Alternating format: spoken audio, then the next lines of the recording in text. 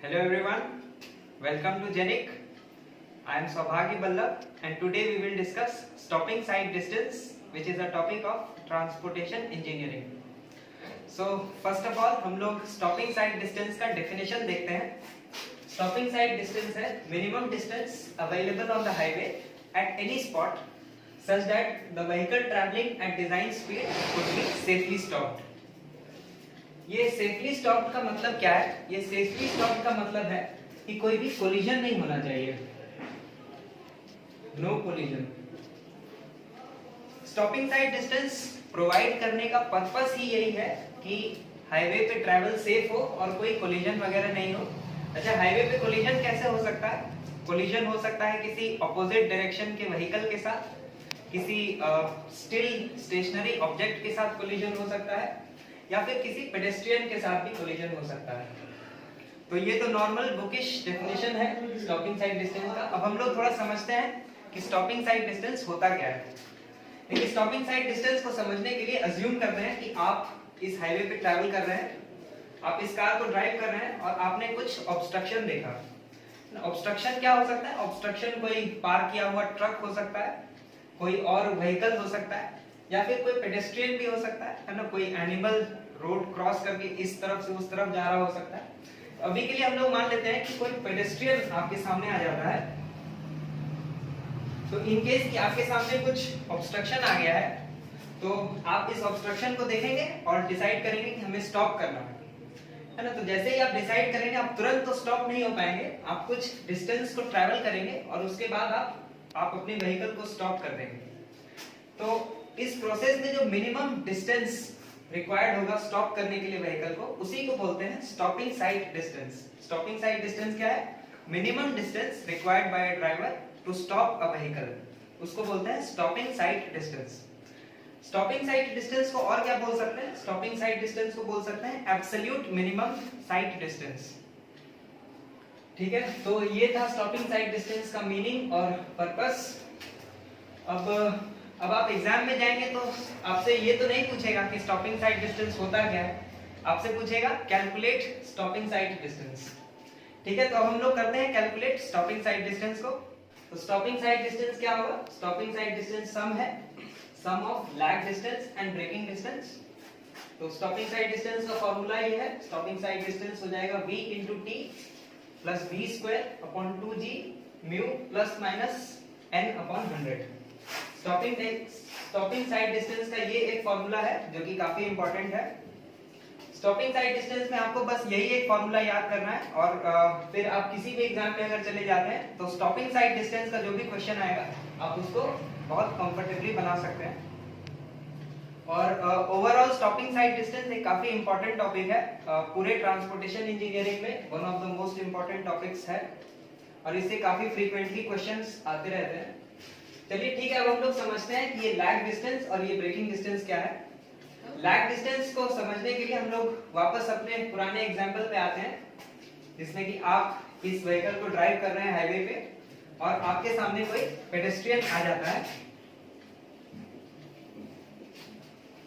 तो आपने जैसे ही इस पेडेस्ट्रियन को देखा, आपको स्टॉप तो करना है अपने व्हीकल को, पर आप तुरंत ही स्टॉप नहीं कर पाएंगे. आप इस ऑब्स्ट्रक्शन को देखेंगे और आपके ब्रेन में इसका एक इमेज बनेगा, एक परसेप्शन बनेगा आपके ब्रेन में. फिर इस इंफॉर्मेशन का प्रोसेसिंग होगा और आपके ब्रेन से एक रिस्पांस आएगा कि आपको अपने व्हीकल को स्टॉप करना है ताकि आप इसको हिट ना कर दें. पर इन सब में कुछ टाइम लगेगा, ये सब तुरंत नहीं हो पाएगा. इसमें जो टाइम लगेगा उसको बोलते हैं total reaction time of the driver.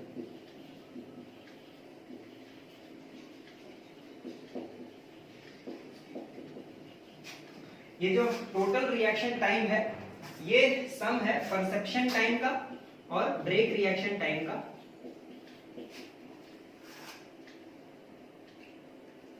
तो इस टोटल रिएक्शन टाइम के एंड पॉइंट पे क्या होगा, यहां पे आप ब्रेक अप्लाई कर पाएंगे. पर इस टाइम में क्या हो जाएगा कि आप ऑलरेडी v डिस्टेंस से ट्रैवल कर रहे थे और t टाइम तक ब्रेक एप्लीकेशन नहीं हुआ है, तो आप कुछ डिस्टेंस ट्रैवल कर चुके होंगे v * t. v स्पीड से आप ऑलरेडी ट्रैवल कर रहे थे और t आपका रिएक्शन टाइम है, तो आप डिस्टेंस ट्रैवल करेंगे लैग डिस्टेंस. अच्छा, लैग डिस्टेंस तक में ब्रेक एप्लीकेशन नहीं हुआ है। इस पॉइंट पे सपोज करते हैं कि आपने ब्रेक अप्लाई किया, लेकिन ब्रेक अप्लाई करते ही तुरंत आप नहीं रुक जाएंगे। ब्रेक अप्लाई करने के बाद भी आप कुछ डिस्टेंस ट्रैवल करेंगे बिफोर कि आपका व्हीकल स्टॉप हो। तो ये जो डिस्टेंस होगा यहां से पॉइंट ऑफ ब्रेक एप्लीकेशन से पॉइंट ऑफ कंप्लीट स्टॉप तक जो डिस्टेंस आप ट्रैवल करेंगे इसको बोलेंगे ब्रेकिंग डिस्टेंस।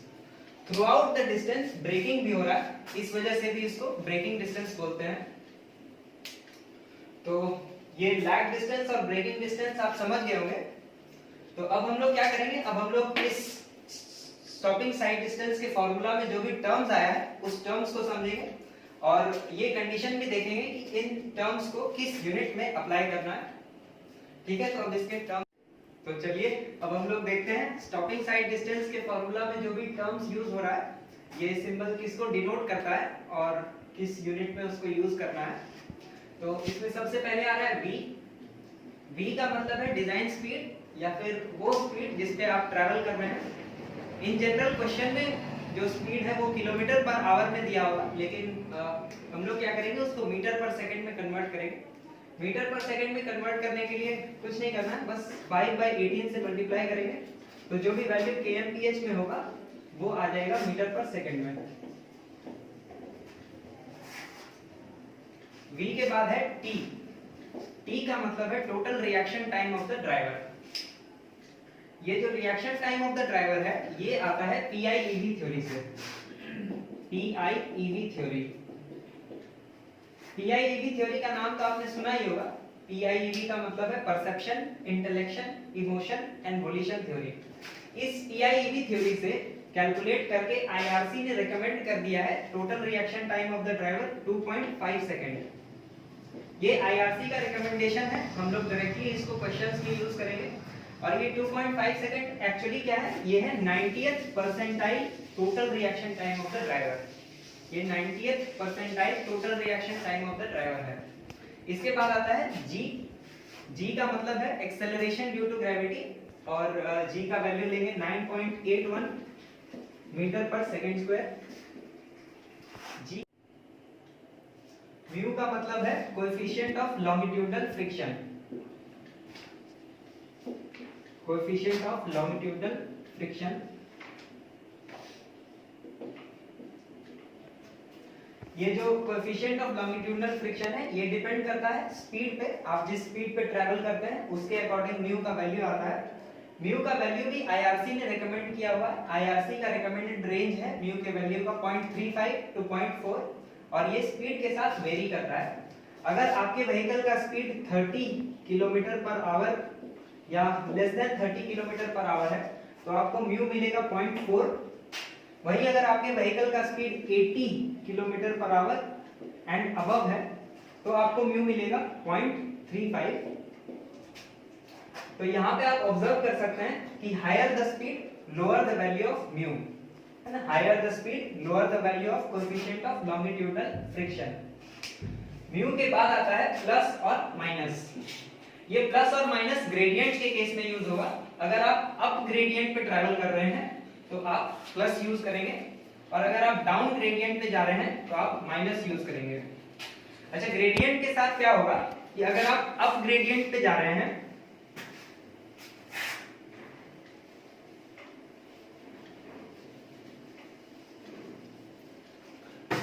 ये आपने खुद भी ऑब्जर्व किया होगा कि अगर आप अप द ग्रेडियंट ट्रैवल करते हैं, अगर आप अप द ग्रेडियंट जाते हैं तो आपको लेस डिस्टेंस चाहिए स्टॉप करने के लिए, आप कम डिस्टेंस में ही स्टॉप कर देंगे अपने व्हीकल को। वहीं अगर आप डाउन द ग्रेडियंट ट्रैवल कर रहे होते हैं तो फिर आपको ज्यादा डिस्टेंस चाहिए होगा, स्टॉपिंग साइड डिस्टेंस ज्यादा चाहिए होगा, मतलब ज्यादा डिस्टेंस में आप स्टॉप कर पाएंगे। तो up gradient will require less stopping sight distance and down gradient will require more stopping sight distance. अब ये जो n है ये n है ग्रेडियंट। ग्रेडियंट जनरली परसेंटेज में ग्रेडियंट क्वेश्चन में गिवन होगा और जो भी गिवन होगा उसको डायरेक्टली यूज कर लेंगे। अच्छा, तो इन केस की अगर ग्रेडियंट नहीं होता है तो फिर देख लेते हैं ब्रेकिंग डिस्टेंस क्या होगा।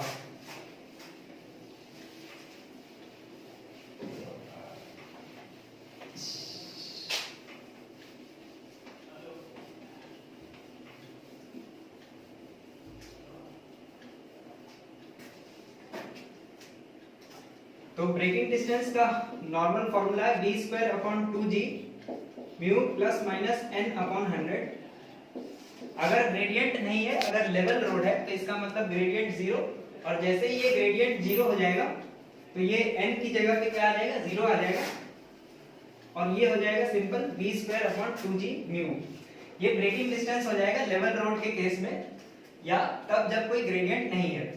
अच्छा, ये ब्रेकिंग डिस्टेंस बेसिकली आता कैसे है? ये ब्रेकिंग डिस्टेंस आता है आपके जो व्हीकल का काइनेटिक एनर्जी है, kinetic energy of the moving vehicle, वो इक्वल हो जाएगा work done in stopping the vehicle के। यहां से आ जाता है ब्रेकिंग डिस्टेंस। तो देखिए, आपका जो व्हीकल v स्पीड से मूव कर रहा है, उसका काइनेटिक एनर्जी है हाफ mv स्क्वायर, और ये जो वर्क डन है, ये वर्क डन है फ्रिक्शनल वर्क डन, है ना। Work done in stopping the vehicle कौन कर रहा है? फ्रिक्शन कर रहा है, तो वो है म्यू mgl। इसमें ये जो l है, यही l है ब्रेकिंग डिस्टेंस, और ये l आ जाएगा v square upon 2g mu. तो ये तो लेवल रोड के केस में है। अगर ग्रेडियंट पे आपको कैलकुलेट करना है, तो ग्रेडियंट पे फोर्स का कंपोनेंट आ जाएगा, और फोर्स के कंपोनेंट को आप यूज करेंगे तो ब्रेकिंग डिस्टेंस यही आ जाएगा v square upon 2g mu plus minus n upon 100। अच्छा, ये जो ब्रेकिंग डिस्टेंस है, ये आप बेसिक इक्वेशंस ऑफ मोशन को यूज करके भी कैलकुलेट कर सकते हैं। v square is equal to u square minus 2as, यहां से भी ये s आएगा, ये ब्रेकिंग डिस्टेंस है v square upon 2g mu. तो बहुत इजीली आप कैलकुलेट कर सकते हैं ब्रेकिंग डिस्टेंस, लैग डिस्टेंस, और ओवरऑल आप साइड डिस्टेंस बहुत इजीली कैलकुलेट कर सकते हैं। इसके बाद अब आपसे पूछ सकता है कि what are the factors affecting stopping sight distance. तो अब हम लोग देखेंगे factors affecting stopping sight distance.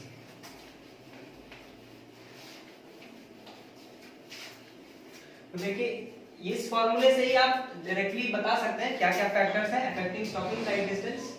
तो जो सबसे पहला फैक्टर है वो है डिजाइन स्पीड, या स्पीड जिस पे आप ट्रैवल कर रहे हैं। तो higher the speed higher will be the lag distance, directly आप देख सकते हैं, और higher the speed higher will be the braking distance. तो इन टोटलिटी हम ये कह सकते हैं कि higher the speed higher will be the stopping sight distance. फिर है ये total reaction time of the driver t। Reaction time of the driver भी एक बहुत इंपॉर्टेंट फैक्टर है in calculation of stopping sight distance. Reaction time of the driver भी depend करता है कई सारे फैक्टर्स पे, जैसे आपके ड्राइवर का एज क्या है, उसका थॉट प्रोसेस कैसा है, ड्राइवर और एनवायरमेंटल कंडीशंस पे भी डिपेंड करता है reaction time of the driver. तो रिएक्शन टाइम भी एक फैक्टर है अफेक्टिंग स्टॉपिंग साइड डिस्टेंस। उसके बाद जो नेक्स्ट फैक्टर है वो है frictional resistance between tyres and the pavement. तो आप जब भी किसी रोड पे ट्रैवल कर रहे होते हैं, तो आपके डायरेक्शन ऑफ ट्रैवल के अपोजिट डायरेक्शन में हमेशा एक फ्रिक्शनल रेजिस्टेंस एक्ट कर रहा होता है, और वो फ्रिक्शनल रेजिस्टेंस भी एक काफी इंपॉर्टेंट फैक्टर है जो कि अफेक्ट करता है स्टॉपिंग साइड डिस्टेंस को। इसके बाद जो अगला फैक्टर है वो है ब्रेकिंग एफिशिएंसी। देखिए, ब्रेकिंग एफिशिएंसी भी अफेक्ट करेगा स्टॉपिंग साइड डिस्टेंस को। कैसे अफेक्ट करेगा देखते हैं। अगर आपके पास कोई एकदम नया व्हीकल है और आप एकदम नई गाड़ी लेके हाईवे पे निकल गए हैं, तो उसका ब्रेकिंग एफिशिएंसी काफी ठीक होगा, काफी एफिशिएंट ब्रेकिंग सिस्टम होगा उसमें। लेकिन वहीं अगर कोई पुरानी गाड़ी है, तो उसके केस में उसका ब्रेकिंग उतना एफिशिएंट नहीं होगा। ब्रेकिंग एफिशिएंसी भी अफेक्ट करेगा स्टॉपिंग साइड डिस्टेंस को। और लास्ट फैक्टर एक है ग्रेडियंट। ग्रेडियंट भी अफेक्ट करता है स्टॉपिंग साइड डिस्टेंस, है ना। अगर आप लेवल रोड पे ट्रैवल कर रहे हैं तो स्टॉपिंग साइड डिस्टेंस कुछ और होगा। अगर आप अप द ग्रेडियंट जा रहे हैं तो आपको लेस स्टॉपिंग साइड डिस्टेंस चाहिए होगा। वहीं अगर आप डाउन द ग्रेडियंट जाते हैं तो आपको ज्यादा स्टॉपिंग साइड डिस्टेंस चाहिए होगा, है ना। अप द ग्रेडियंट में आपको लेस स्टॉपिंग साइड डिस्टेंस चाहिए, लेकिन वहीं अगर आप डाउन द ग्रेडियंट जाते हैं तो you will require more stopping sight distance. तो ये सारे फैक्टर्स हैं अफेक्टिंग स्टॉपिंग साइड डिस्टेंस। अब हम लोग नेक्स्ट केस देखेंगे stopping sight distance in a vertical summit curve. Vertical summit curve. तो वर्टिकल समिट कर्व में बाय डिफॉल्ट ही एक प्रॉब्लम होता है। वो प्रॉब्लम क्या होता है कि आपके लाइन ऑफ साइट में ये पेवमेंट आ जाता है। तो अगर ये लाइन ऑफ साइट को ऑब्स्ट्रक्ट कर देता है ये रोड या पेवमेंट, तो यहाँ पर अगर कुछ ऑब्स्ट्रक्शन होगा तो आप तो इसको देख ही नहीं पाएंगे। तो इस वजह से ही आईआरसी ने रेकमेंड किया है कि ये जो हाइट ऑफ ऑब्स्ट्रक्शन है, ये हाइट ऑफ ऑब्स्ट्रक्शन h हमें लेना है 0.15 मीटर। ये वो हाइट है ऑब्स्ट्रक्शन का which can cause damage to the moving vehicle, और ये जो हाइट ऑफ ड्राइवर्स आई है उसका आईआरसी ने ही रिकमेंडेशन दिया है 1.2 metre above the road surface. Height of the driver's eye is 1.2 metre above the road surface. और एसएसडी भी इन्हीं से रिलेटेड है। On a vertical summit curve, stopping side distance is the distance measured along the curve। stopping side distance का measurement हमेशा along the road होगा, और वो क्या होगा, distance in which an obstruction of height 0.15 meter can be seen by the driver whose eye is at a height of 1.2 meter from the road surface। ये वाला जो distance है, ये distance हो जाएगा stopping side distance in case of a vertical summit curve. तो ये था stopping sight distance in case of vertical summit curve. इसमें आपको याद ये रखना है कि हाइट ऑफ ऑब्स्ट्रक्शन लेना है 0.15 मीटर और height of driver sight 1.2 metre. इसके बाद एक लास्ट केस ये आ सकता है कि अगर आपने जो स्टॉपिंग साइड डिस्टेंस के अकॉर्डिंग डिजाइन किया है हाईवे को, तो आप जो भी हाईवे डिजाइन करते हैं उस हाईवे के हर एक पॉइंट पे आपको इंश्योर करना चाहिए कि मिनिमम स्टॉपिंग साइड डिस्टेंस हर जगह पे अवेलेबल हो। इसीलिए स्टॉपिंग साइड डिस्टेंस को बोलते हैं एब्सोल्यूट मिनिमम साइड डिस्टेंस भी बोलते हैं। लेकिन कई बार क्या हो सकता है, किसी पर्टिकुलर स्ट्रेच ऑफ हाईवे में हो सकता है कि जैसे इस पॉइंट पे एक शार्प कर्व आ गया है, तो यहाँ पे आपका जो भी डिजाइन स्पीड है हाईवे का उसके corresponding stopping sight distance available नहीं होगा। तो यहाँ पे क्या करेंगे, जो भी side distance stopping sight distance available होगा उसके करस्पॉन्डिंग हम लोग स्पीड कैलकुलेट कर लेंगे और उस स्पीड को ही रेस्ट्रिक्ट कर देंगे। तो यहाँ पे हम लोग क्या करेंगे, इस स्ट्रेच पे हम लोग क्या करेंगे, if stopping sight distance can't be provided, हम लोग यहाँ पे एक स्पीड को रेस्ट्रिक्ट कर देंगे और स्पीड रेस्ट्रिक्शन का वार्निंग लगा देंगे। वो वार्निंग क्या हो सकता है, वो वार्निंग कुछ ये साइन बोर्ड लगा रहेगा जिसमें कि लिखा रहेगा गो स्लो, या फिर लिखा रहेगा speed limit 20 kilometre per hour. वैसा कोई एक स्पीड लिमिट करने का रेगुलेशन यहाँ पे लगा देंगे, स्पीड लिमिटिंग साइन बोर्ड वहां पे लगा देंगे। तो अब हम लोगों ने कवर कर लिया ऑलमोस्ट स्टॉपिंग साइड डिस्टेंस के हर एक पॉइंट को कवर कर लिया है। इसके बाद हम लोग स्टॉपिंग साइड डिस्टेंस से कुछ क्वेश्चंस देखेंगे। स्टॉपिंग साइड डिस्टेंस के क्वेश्चंस को आप बहुत ही इजीली बना सकते हैं, आपको बस कुछ चीजों को याद रखना है और बहुत कंफर्टेबली आप स्टॉपिंग साइड डिस्टेंस का क्वेश्चंस सॉल्व कर सकते हैं।